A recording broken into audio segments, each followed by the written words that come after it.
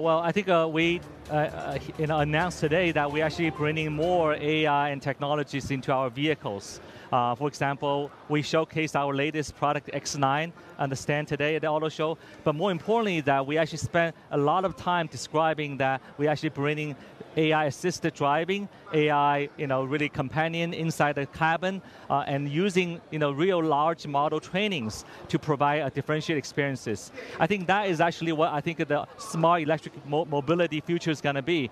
And we're also very excited about, autonomous driving technologies that we'll see more and more on the road of China. And also, I think what Tesla is doing in the US is something that also I think will be helping driving the overall penetration of smartification going forward.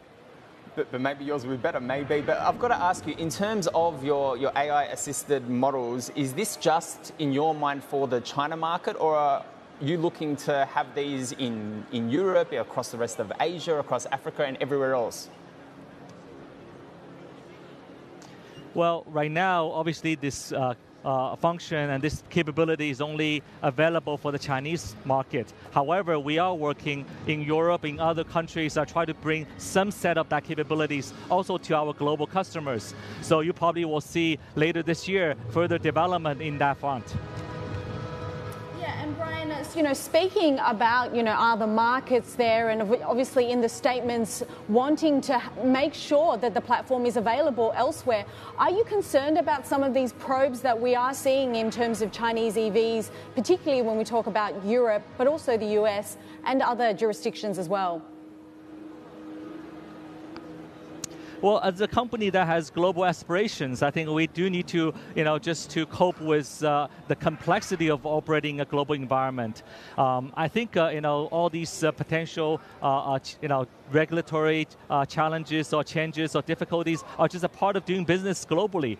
I think, the US and European multinationals have done that in the last 20, 30 years, cope with various difficulties, and we have to be ready to do that as well.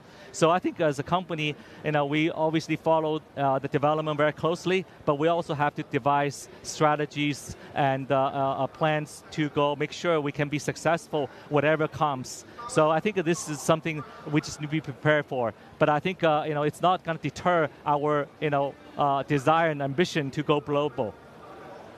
Yeah. So if there are in the end, tariffs that are put on Chinese EVs, what are your, plans? Do you have alternative markets that you're trying to target?